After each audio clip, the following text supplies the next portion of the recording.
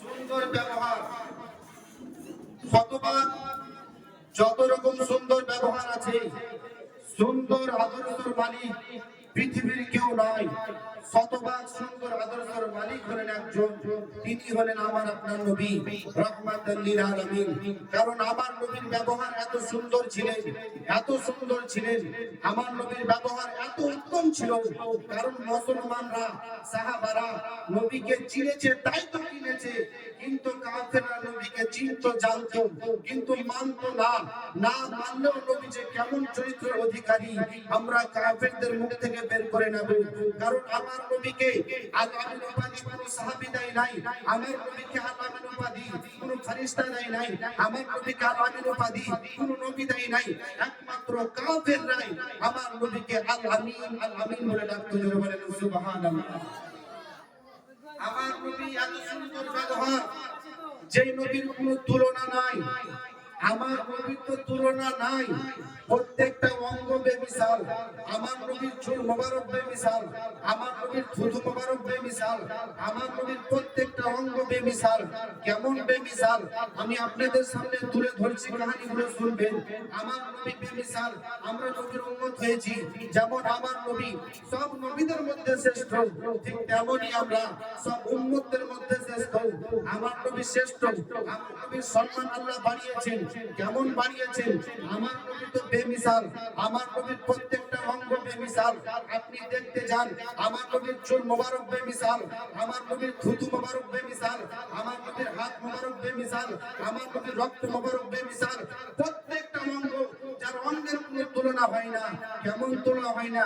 একটা কথা শুনে যান, কারণ আমার নবীর রক্ত মোবারক পান করে সাহাবারা, আমার নবী একদিন রক্ত রেখেছিলেন একটা পেয়ালার মধ্যে, পেয়ালার মধ্যে রেখে দেওয়ার পরে একজন সাহাবীকে বললেন, পেয়ালার মধ্যে কিছু রক্ত রাখা আছে, এই রক্তটা নিয়ে যে তুমি এক জায়গায় রেখে দাও, তুমি এক জায়গায় ফেলে দাও। ওই সাহাবাটা রক্ত মোবারকটা নিলেন, রক্ত মোবারক নিয়ে যাওয়ার পরে তিনি যখন ফেলতে যাবেন মনে মনে ভাবতে লাগলেন, নবীর এত পবিত্র রক্ত আমি কোথায় রাখবো, মাটিতে ফেললে বেয়াদবি হবে। এই কথা ভাবতে ভাবতে এই দিক ওদিক না ফেলে সেই রক্ত মোবারকটা সেই সাহাবাটা পান করে ফেললেন।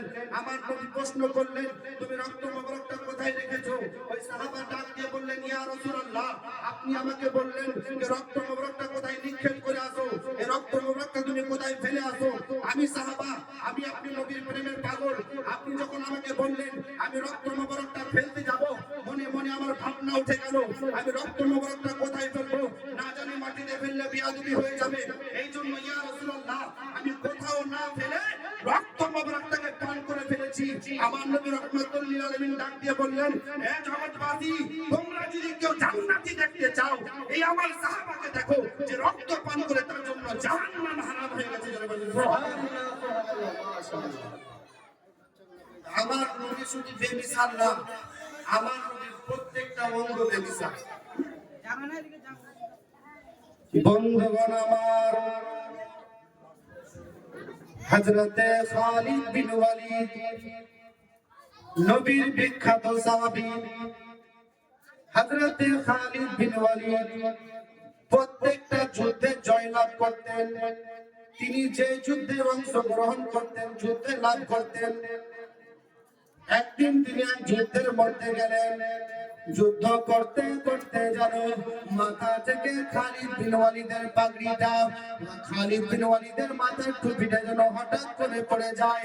খালিদ বিন ওয়ালিদ যুদ্ধ করা বাদ করে দিয়ে যেন টুপিটা খোঁজাখুঁজি শুরু করলেন, টুপিটা খুঁজতেছেন।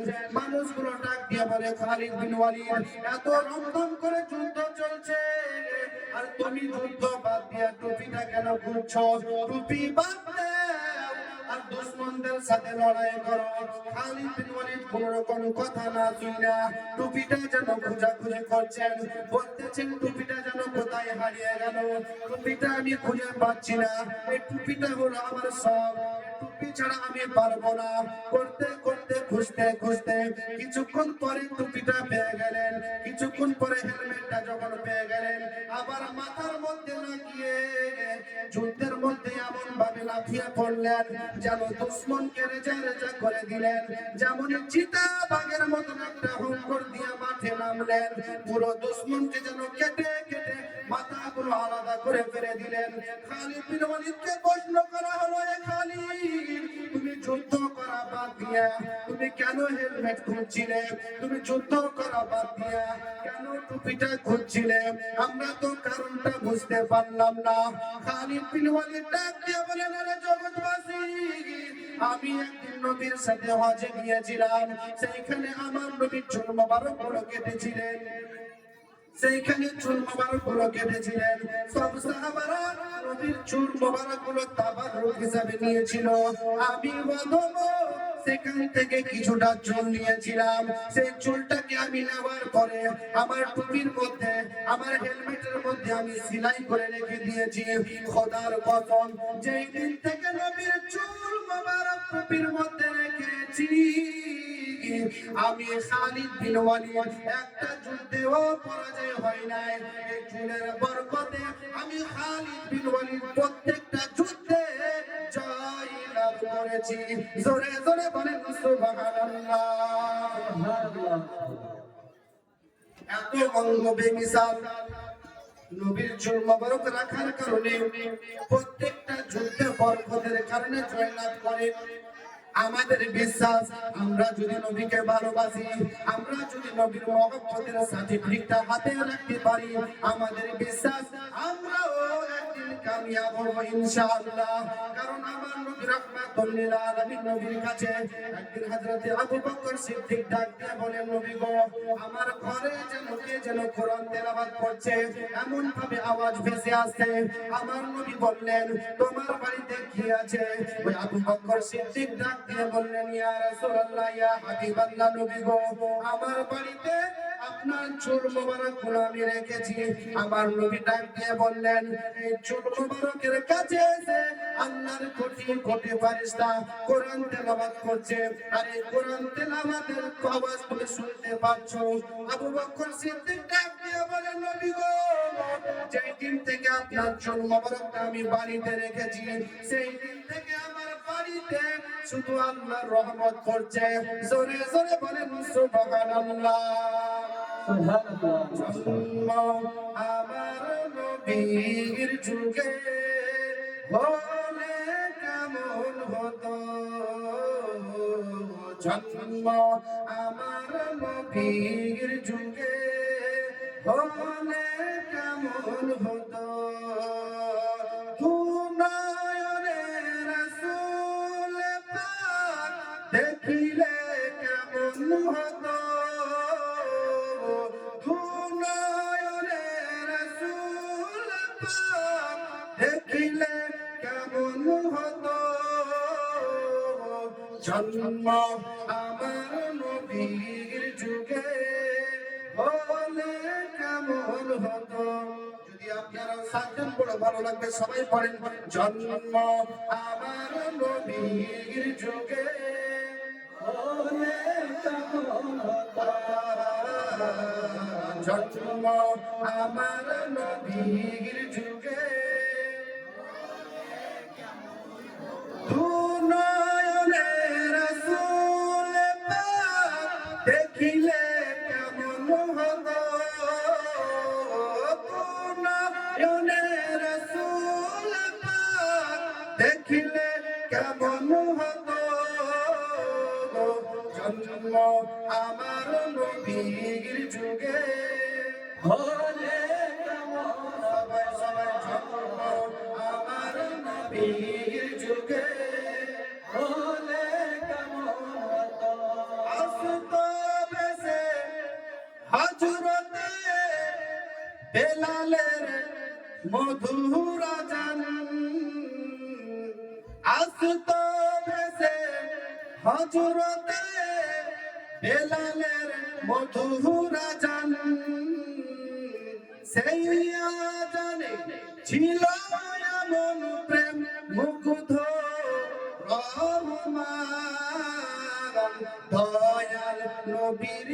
পিছে নামাজ পড়লে কেমন হতো, দয়াল নবীর পিছে নামাজ জন্ম আমার নবীর যুগে হলে কেমন হতো, জোরে জোরে বলেন সুবহানাল্লাহ। আমার নবী এমন বেমিসাল, শুধুমাত্র শুনে যায় আমার নবী কেমন নবী, যে নবীর কোনো তুলনা হয় না। আমার নবী একদিন যুদ্ধের ময়দানে গেলেন, সাথে সাহাবায়ে কেরামরা আছে।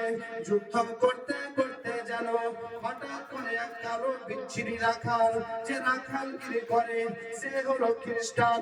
খ্রিস্টান হওয়ার পরেও যখন মুসলমানদেরকে দেখলো যুদ্ধ করার জন্য এসেছে, ওই রাখালটা ডাক দিয়ে বলে, আরে নবীর আশিকেরা, এই মুসলমান তোমরা শুনো, তোমরা তো জানো যদি আমরা যুদ্ধ করতে যাই, যুদ্ধ করতে করতে জীবনটাও চলে যেতে পারে। তোমরা জীবনের মায়া না করে তোমরা কেমন ভাবে যুদ্ধের ময়দানে আসলে, কারণটা তো বুঝতে পারলাম না। সবাই তো আপন আপন জানের হেফাজত করার চেষ্টা করে, কিন্তু তুমি জানের হেফাজত না করে তোমরা যুদ্ধ করতে চলে এসেছো, কারণটা বুঝতে পারলাম না। আবু বকর সিদ্দিক ডাক দিয়ে বললেন, আরে রাখাল শুনো, আমরা কেন এসেছি, কি করতে এসেছি, কি করব, আমরা শুধু এইটুকুই জানি, দিনের জন্য ইসলামের জন্য জীবনটাকে দিয়ে দিতে হবে, বাকিটা আমার নবী জানেন। জোরে জোরে বলেন সুবহানাল্লাহ। এমন একটা উত্তর শোনার পর রাখালটা পাগল হয়ে গেল, মনে মনে ভাবতে শুরু করলো, আমি কারণটা তো জানবই।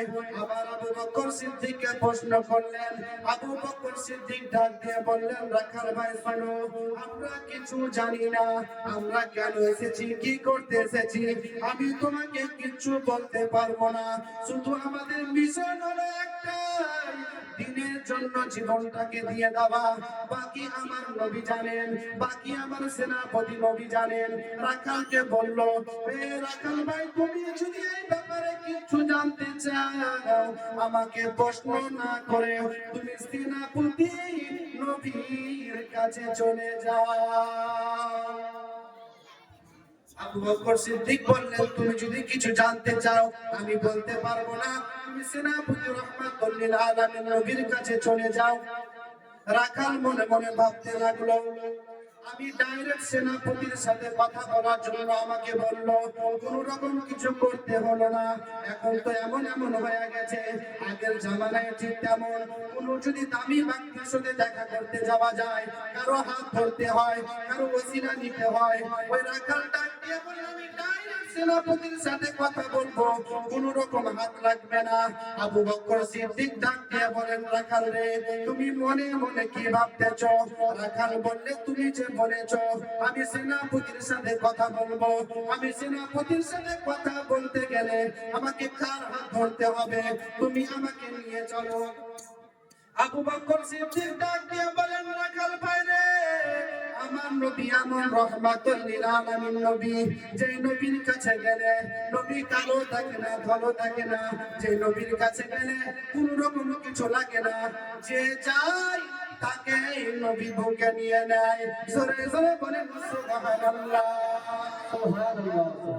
রাখালটা আরো পাগল হয়ে গেল, বলে, একটা আমি ডাইরেক্ট সেনাপতির সাথে কথা বলবো, এমন সেনাপতি যে সেনাপতি কোন সিরিয়াল ধরে না, কিছু ধরে না, ডাইরেক্ট যাকে পায় তাকে সুন্দর ব্যবহার নিয়ে বুকের মধ্যে টেনে নেয়। রাখাল তখন চলতে চলতে সেনাপতির তাকে ইশারা করে দিলেন, বলে, ওই যে সেনাপতি, রাখাল ভাই তুমি সেখানে চলে যাও।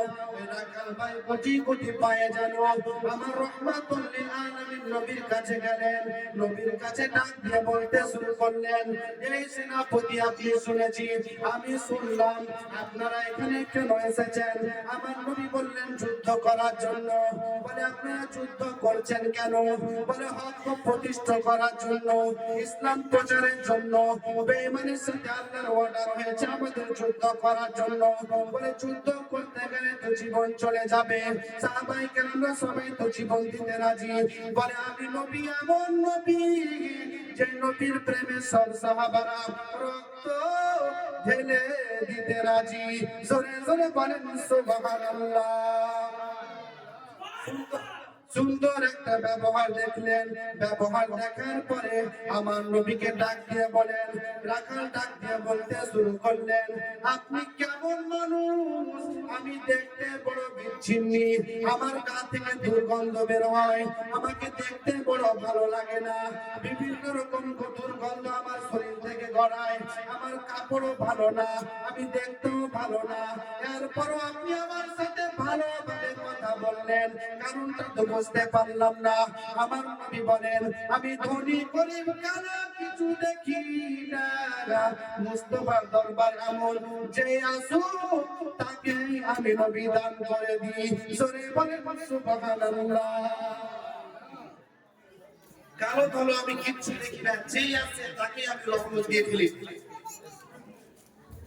রাখাল প্রশ্ন করতে শুরু করলেন, আপনার ব্যবহার এত সুন্দর, এত সুন্দর ব্যবহার দেখে রাখাল কিন্তু পাগল হয়ে গেল, মনে মনে ভাবতে শুরু করলো, এত সুন্দর ব্যবহারের মালিক যিনি হতে পারে তিনি কোনো সাধারণ মানুষ না। তার মনে মনে যেন ইসলামের প্রেমটা জেগে গেল। ইসলামের প্রেমটা জাগা মাত্র প্রশ্ন করলেন নবীকে, এ সেনাপতি রহমাতুল লিল আলামিন, আমি আপনাকে একটা প্রশ্ন করব। আমার নবী ডাক দিয়ে বলেন, আরে রাখাল, তুমি বলো, তোমার সব প্রশ্নের উত্তর দিতে আমি রাজি। আমার নবীকে ওই রাখাল ভাই যেন প্রশ্ন করলেন, আমি যদি এখন ইসলাম গ্রহণ করে নিই, আপনি কি আমাকে ইসলাম গ্রহণ করাবে? আমার নবী বললেন, আরে রাখাল, তুমি যদি ইসলাম গ্রহণ করো, এত তো খুশির খবর, অন্য কোনো খবর হতে পারে না, এটা তো ক্ষতির বিষয়, এটা তো খুশির বিষয়। তুমি ইসলাম গ্রহণ করলে আমি তোমাকে ইসলাম গ্রহণ করিয়ে নেব। রাখালটা আবার প্রশ্ন করলেন, নবী গো, যদি আমি ইসলাম গ্রহণ করে নিই, আপনি আমাকে বুকের মধ্যে টেনে নেবেন? আমার নবী বললেন, আমি তো বেঈমানকে বুকের মধ্যে টানতে ছাড়ি না, তবে তুমি যদি মুসলমান হয়ে যাও, আমি নবী তোমাকে বুকের মধ্যে নিয়ে নেব। জোরে জোরে বলেন সুবহানাল্লাহ। ওই রাখালটা বললেন, ইয়া রাসূলুল্লাহ, আমাকে আপনি মুসলমান করে নেন। ওই রাখালটাকে আমার নবী কলমা পড়িয়ে মুসলমান করে নিলেন। মুসলমান হয়ে যাওয়ার পরে আমার নবীকে ডাক দিয়ে বললেন, নবী গো, আমি তো মুসলমান হয়ে গেছি, এখন আমার কি কাজ আমাকে বলেন। আমার নবী ডাক দিয়ে বলেন, আরে রাখাল, তুমি তো এখন মুসলমান হয়ে গেছো, তোমার নাম আমি দিয়ে দিলাম আব্দুল্লাহ।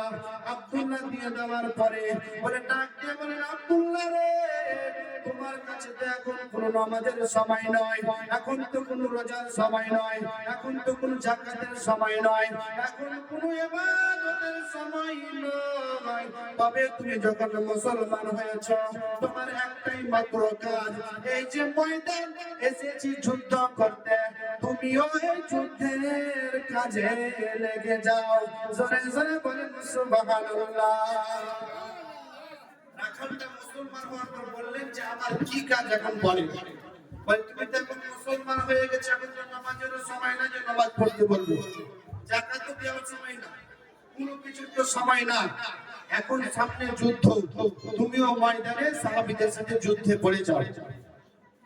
রাখালটা আবার প্রশ্ন করলেন, ইয়া রাসূলুল্লাহ, ইয়া হাবিবাল্লাহ, নবী গো, মুসলমান হলাম খুশির খবর, যুদ্ধ করব, হাসতে হাসতে রক্ত দিয়ে দেব, এটাও আমার জন্য সুখবর, কিন্তু ইয়া রাসূলুল্লাহ, ইয়া হাবিবাল্লাহ, নবী গো, আমি জানতে চাই, যদি আমি যুদ্ধের ময়দানে শহীদ হয়ে যাই, আমার পুরস্কারটা কি হবে? আমার নবী ডাক দিয়ে বলেন, আরে আব্দুল্লাহ, তুমি যদি যুদ্ধের ময়দানে যুদ্ধ করতে করতে শহীদ হয়ে যাও, আমি নবী গ্যারান্টি দিলাম, তোমার পুরস্কারের নাম হলো জান্নাতুল ফেরদৌস। জোরে জোরে বলেন সুবহানাল্লাহ। তুমি যদি যুদ্ধের ময়দানে নিজের রক্তটুকু ঢেলে দিতে পারো, আমি নবী তোমাকে জান্নাতের গ্যারান্টি দিয়ে দিলাম। আমার নবী জান্নাতের গ্যারান্টি দিয়ে দিলেন। সাহাবায়ে কেরাম যুদ্ধ করে যেন শহীদ হয়ে গেলেন। নসিব বড় ভালো, যুদ্ধ করতে করতে শহীদ হয়ে যাওয়ার পরে আমার নবী সুন্দর করে কাফন দাফন করে যখন জানাজার নামাজ পড়ানো হলো, আমার নবী যখন কবরের মধ্যে দিলেন, ওই শহীদ যেন ওই আব্দুল্লাহ যেন মুচকি মুচকি হাসি মারছে। আমার নবী বললেন, যাও তোমার সুপারিশের দায়িত্ব আমি নবীর। জোরে জোরে বলেন সুবহানাল্লাহ। রহমতে আলম নবী নূরে মুজাসসাম, রহমতে আলম নবী নূরে মুজাসসাম। সাহাবীরা আতর বানায় ওই নবীজির ঘাম মোবারক, সাহাবীরা আতর বানায় ওই নবীজির ঘাম। নবী বলেছেন সাহাবীরা আতর বানায় ওই নবীজির ঘাম। যারা বলে নবী আমাদের মতো, তারাকে বলতে চায় এখন তো কিছু কিছু মানুষ বেরিয়ে গেছে বলে নবী নাকি 40 বছর পরে নবী হয়েছে, তার আগে নবী ছিল না, তার আগে নবুয়ত পায়নি। আমার নবীকে প্রশ্ন করা হলো, মাতা ওয়াজাবাত লাকাদ নাবুয়া, ইয়া রাসূলুল্লাহ, আপনাকে কখন নবী বলে ঘোষণা করা হয়েছে, আপনার উপরে কখন নবুয়ত অর্পণ করা হয়েছে? আমার নবী ডাক দিয়ে বলেন, হে জগৎবাসী, কুনতু নাবিয়্যা ওয়া আদম বাইনাল মাই ওয়াত তিন, আমি নবী তখনও নবী ছিলাম যখন আদম নবী পানি এবং মাটির মধ্যে ছিল, তখন থেকে আমি নবী ছিলাম। জোরে জোরে বলেন সুবহানাল্লাহ। বলেন নবী নাকি 40 বছর পর নবী হয়েছে, এগুলা তাদের চোখে সুজে না। আবার পরে নবী নাকি আমাদের মতো মানুষ, নবী নাকি আমাদের মতন, নবী আমাদের মতন না বাবা। নবী কেমন বেমিসাল, প্রত্যেকটা অঙ্গ বেমিসাল। আমি এক এক করে বলে যাই। আমার নবী যখন উঁচু করতেন, সাহাবায়ে কেরামরা যেন চক্ষু পাখির মতন ঘরে নিয়ে দাঁড়িয়ে থাকতেন। নবী উঁচু করতেন, সাহাবায়ে কেরামরা হাত পেতে দিয়ে উঁচুর পানিগুলো নিতেন, ডাক দিয়ে বলতেন, নবী গো, আপনি শুধু কুলির সাথে পানিও ফেলবেন না, কুলির সাথে কাজ মোবারকটুকু ফেলবেন। সাহাবায়ে কেরামরা ওই কুলির পানি কাজগুলো নিয়ে মুখের মধ্যে ফিয়াল লাভলি হিসাবে ব্যবহার করতেন। যে সাহাবার নসিবে যে জিনিসটা যুক্ত, পুরো সপ্তাহে খানিক চেহারাটাই চমক মারত, যেই দিক দিয়ে যেত পুরো খুশবুতে লোড হয়ে যেত, যেই দিক দিয়ে যেত বিভিন্ন রকম প্রশ্ন হতো, তুমি মুখের মধ্যে কি লাগিয়েছো? আমার নবী এমন বেমিসাল। একদিন আমার নবী উযু করতেছেন, উযু করতে যাবে, সাহাবায়ে কেরামরা চারিদিকে ঘিরে ফেলেছে। আর পশু হয়ে নবী ছিল, মানুষ হয়ে নবী ছিলেন না। বলে নবী আমাদের মতো মানুষ। আমি বলে দিতে চাই নবী কেমন বেমিসাল। আমার নবী উযু করতেছেন, যেমনই আমার নবী এসে বসলেন, সাহাবায়ে কেরামরা দৌড় মেরে কেউ পানি নিয়ে আসলেন, কেউ বিভিন্ন রকম জিনিস নিয়ে আসলেন, কেউ হাতটুকু গুছিয়ে দিলেন, কেউ পায়ের মোজাগুলো খুলে দিলেন। খুলে দেওয়ার পরে আমার নবী যেমন মোজাগুলো খুলে রেখেছেন, আমার নবী উযু করতে যাবেন, দেখেন পশু পাখি কেমন নবীর পাগল। সাহাবায়ে কেরামরা নবীকে গোল করে ঘিরে দেখছে, কারণ নবীকে দেখতে গেলে সাহাবায়ে কেরামরা বলেন, আমরা সাহাবায়ে কেরামরা যদি নবীকে, আমরা যদি পেটের মধ্যে 3 দিন 4 দিন না খেয়ে থাকি, নবীর চেহারা মোবারক দেখলে আমাদের ক্ষুধা সেকেন্ডে দূর হয়ে যায়। জোরে জোরে বলেন সুবহানাল্লাহ। আমার নবী উযু করতে বসলেন, সব সাহাবারা ঘিরে বসলেন। মানুষের মধ্যে কোনো পশু পাখি আসতে পারে না। একটা চিল পাখি বড় দূর থেকে পাহাড়ের মধ্যে দাঁড়িয়ে দাঁড়িয়ে, ওখানে দাঁড়িয়ে দাঁড়িয়ে যেন দেখতেছেন যে আমার নবী উযু করবেন, আমার নবীর দিকে তাকিয়ে আছেন। ওই চিলের বড় আশা, আমি নবীর কাছে যেয়ে একটু মনের কথাগুলো খুলে বলবো। অনেকদিন ধরে নবীকে দেখতে চাই, আজকে যখন নসিব পেয়েছি নবীকে না দেখে আমি চিল আজকে যাব না। জিন কিন্তু মানুষের মধ্যে যেতেও পারছে না, কারণ পুরো সাহাবায়ে কেরামরা ঘিরে নবীকে বসে আছে। আমি যদি যাই আমাকে সাহাবায়ে কেরামরা তাড়া করে দেবে, তাই না করে চিল পাখি দূর থেকে দেখতেছেন নবী আমার উঁচু করছেন, চিল পাখিও দেখতেছেন উঁচু করতে করতে যেন হঠাৎ করে চিল পাখিটা যেন উড়ে এসে নবীর একটা মোজা নিয়ে আবার পাহাড়ে চলে গেলেন। একটা মোজা সাহাবায়ে কেরামরা আছেন, আমার নবী উঁচু করছে, পাশে মোজাগুলো খোলা ছিল, সেখান থেকে একটা মোজা চিল পাখি নিয়ে আবার আপন জায়গায় চলে গেলেন। হযরত ওমর ফারুক কিন্তু বিশাল রাগানি। ওমর ফারুক তরবারি বের করে বলে, চিলে তুই নবীকে নিয়ে গুস্তাখি করেছিস, তোকে আমি ছাড়বো না, তোকে টুকরা টুকরা করে ফেলবো। আমার নবী যখন কিছুক্ষণ পরে যখন সাহাবায়ে কেরামরা হটে গেলেন, হটে যাওয়ার পরে কিছুক্ষণ পরে জিনকে ডাকা হলো। জিন এসে বলতে শুরু করলেন, ইয়া রাসূলুল্লাহ, ইয়া হাবিবাল্লাহ, নবী গো আমার বিয়াদবিটা ক্ষমা করবেন। নারে তাকবীর, নারে তাকবীর, নারে রিসালাত, নারে রিসালাত, মাসলাকে আলা হযরত, মাসলাকে আলা হযরত, উলামায়ে কেরাম, উলামায়ে কেরাম, নারে তাকবীর, নারে রিসালাত।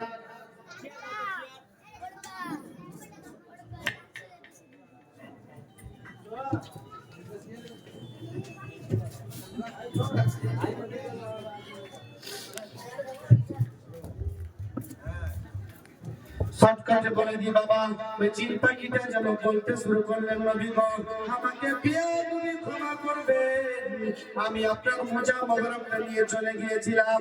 বাবা বড় আশ্চর্য জিনিস, বলে তুমি মোজাটা কেন নিয়ে গেলে?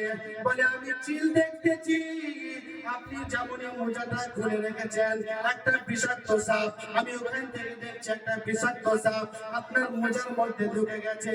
যদি মোজাটা আপনি পরেন আপনি নবী কষ্ট পাবেন, এই জন্য আমি মোজাটা নিয়েছে সেই দিকে আড়ালে গিয়ে সাপটাকে মেরে আমি খালি মোজা আপনার সামনে নিয়ে এসেছি।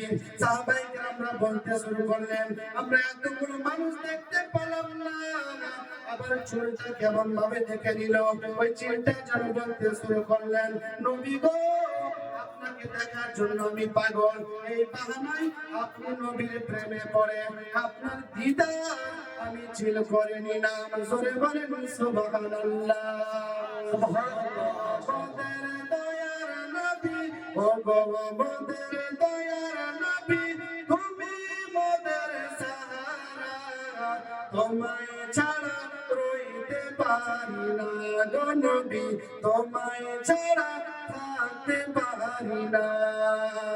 ও গো মোদের দয়ার নবী, ও গো মোদের জিন্দা নবী, ও গো মোদের নূরের নবী, তুমি মোদের সাহারা, তোমায় ছাড়া রইতে পারি না গো নবী, তোমায় ছাড়া থাকতে পারি না।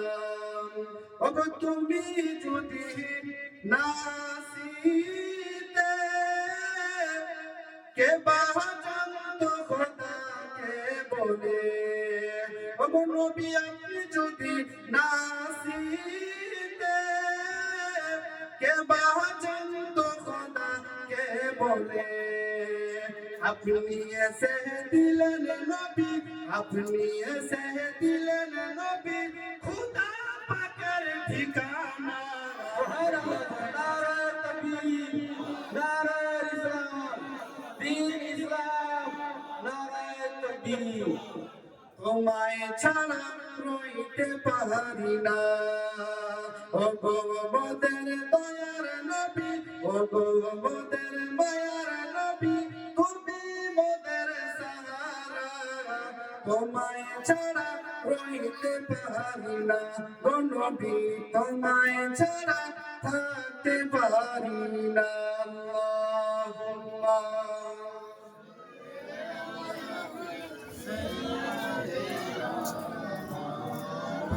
মুহাম্মাদ ওয়ালা আলিহি।